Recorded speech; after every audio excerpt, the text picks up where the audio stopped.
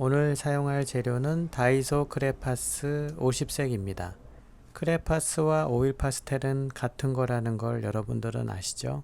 오늘은 제법 큰 그림을 그릴 것이기 때문에 바탕을 칠할 때 마커도 사용할 것입니다.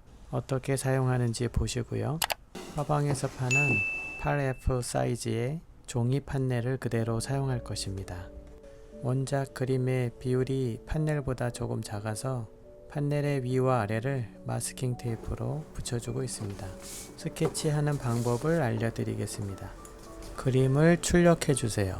그리고 옆으로 4등분, 세로로 4등분 해서 칸을 나누겠습니다. 마찬가지로 판넬도 가로 4등분, 세로 4등분을 그려줍니다. 보통 스케치를 하고 나서 색칠을 할 때는 평평한 바닥에 놓고 하는데요. 이제 카메라로 촬영하기가 편해서 그렇게 하는데요. 스케치할 때는 그렇게 하면 이렇게 옆에서 보게 되니까 오차가 너무 커져서 제가 원하는 각도로 만든 작업대에서 스케치를 하고 있습니다. 이번에 그릴 세잔의 과일 바구니가 있는 정물화는 이전에 우리가 그렸던 고흐의 별이 빛나는 밤 혹은 뭉크의 절규보다 조금은 어려울 것입니다. 왜냐하면 단색으로 칠하는 것이 아니라 이번에는 색을 섞어서 조색을 할 거예요.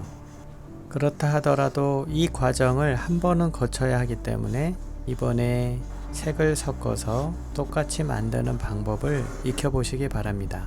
그리고 그림이 좀 커서 어려워 보이는 것이지 사실 한 칸 한 칸을 똑같이 만든다고 생각하면 시간만 더 오래 걸리는 것이죠. 간단하게 마커의 색을 선택하는 방법을 알려드리면 종이의 색을 바꾼다고 생각하시면 되는데요. 주요 칠하게 될 주색에서 명도가 조금 더 높은 것을 선택하시면 됩니다. 보시는 것처럼 원본에 섞여 있는 여러 가지 색들을 처음에는 살살 조금씩 섞어가면서 비슷하게 만들어 줍니다. 녹색도 섞여 있고 갈색도 섞여 있고 꼼꼼히 살펴보면 여러 가지 색들이 섞여 있는 걸 볼 수 있어요.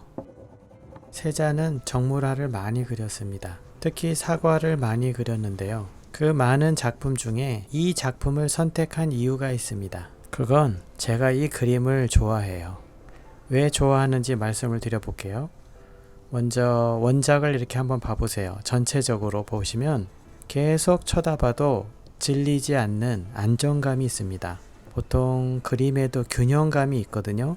좀 쉽게 말하면 시선이 골고루 분산된다고 할까요? 한쪽이 무엇인가가 없어서 허전하거나 한쪽이 너무 복잡하게 많은 것들이 있어서 보는 사람이 불안할 때 균형 잡히지 않았다라고 말할 수 있을 것 같습니다. 그런데 세잔의 작품은 색도 전체적으로 균형이 잡혀져 있고 조형적으로도 균형이 잡혀져 있습니다. 이것이 우연은 아닙니다. 오늘날이야 소묘의 기초에서 구도, 밀도, 조형미 등을 배우지만 특정한 구도나 조형미가 인간의 눈에 왜 아름답게 보이는지 온전히 이해하지는 못합니다. 그런데 세잔은 그것을 분석하고 연구해서 후대에 물려준 화가입니다. 세잔이 정물화를 좋아한 것도 사물을 자기가 원하는 위치에 바꿔가면서 분석하는 데 용이하기 때문이었습니다. 다시 말하면 그림에 있는 과일이나 꽃병의 위치가 대충 넣은 것이 아니고 계속 위치를 오랫동안 바꿔가면서 그렸다는 것이죠. 어느 하나 우연히 그 자리에 있었기 때문에 그린 것이 아니라는 것입니다. 심지어 오른쪽에 책상 다리 하나 나와 있는 것까지 세잔이 의도한 대로 그렸다는 것이죠. 이러한 세잔의 실험 정신은 그가 기존의 화가들이 생각하지 못했던 새로운 관점에서 사물을 보는 눈을 갖게 해 주었습니다. 세잔은 자연의 모든 형태가 원기둥, 구 혹은 원뿔 이러한 도형으로 이해될 수 있다고 생각을 했고요. 그래서 그의 그림은 자연의 형태를 점점 기하학적인 요소로 단순화하는 것에 흥미를 느꼈습니다. 그래서 눈에 보는 대로 그리는 것이 아니라 머릿속에서 한번 분석을 거쳐서 그것을 단순화시키고 도형화시켜서 화폭으로 옮겨지게 한 것입니다. 물론 인상파의 영향도 받았기 때문에 과거에 칙칙하던 색에서 단순하지만 강렬한 색으로 그림체가 바뀌게 되었는데요. 하지만 인상파에서 중요하게 생각하는 시간의 흐름에 따른 색의 변화, 그리고 거기서 느끼는 인상, 이것을 표현하는 것보다는 사물의 구조와 형태에 더 관심을 가지고 그것을 어떻게 묘사할지에 몰두하였습니다. 그러면서 나름대로 깨달은 것이 있었는데요. 원근법이 알려진 이후로 원근법과 소실점을 사용한 기법은 아주 기본적이면서도 당연한 것으로 그것도 수백 년간 사용되어 왔습니다. 그런데 세자는 각각의 사물이 각각의 소실점을 갖고 있다는 것을 발견하였습니다. 그래서 원작을 보시면요. 항아리는 조금 위에서 본 모습이고 과일 바구니는 옆에서 본 모습입니다. 탁자도 보면 좌측과 우측이 소실점이 서로 맞지가 않습니다. 그러니까 이 그림에는 여러 개의 소실점이 존재하는 것이죠. 그러면 이렇게 그렸을 때 그림이 아주 이상하게 엉터리로 보여야 되지 않겠습니까? 그런데 세잔의 그림은 전체적으로 잘 어우러집니다. 이것이 바로 그의 그림이 놀라운 점이죠. 당시의 화가들이 한쪽 눈을 감고 그려야 된다고 생각하고 있었을 때 세자는 두 눈을 뜨고 그림을 그린 화가였습니다.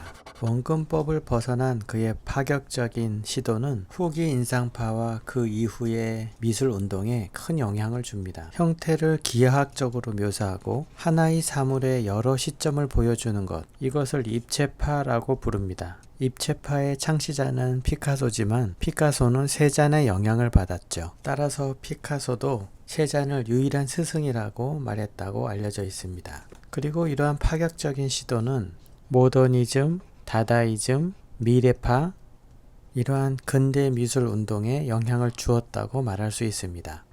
이러한 것들의 공통점이 기존 틀과 체계 관습에 반하는 운동이거든요. 그래서 세잔이 현대 미술의 아버지라고 불리는 것입니다. 미술사에서 매우 중요한 위치를 차지하고 있는 것이죠. 살펴본 것처럼 세잔은 단지 그림을 그리는 화가가 아니라 사물을 깊이 연구하는 화가였습니다. 그의 그림에 대한 연구와 파격적인 시도는 이후 화가들에게 영향을 주어서 오늘날 우리가 다양한 그림을 감상할 수 있도록 해주었습니다. 어떻습니까? 세잔의 그림을 더 많이 보고 싶어지지 않습니까? 미술은 아는 만큼 보인다는 말이 있습니다. 제가 어릴 적에 미술 선생님이 하신 말씀이 아직도 기억에 남는데요.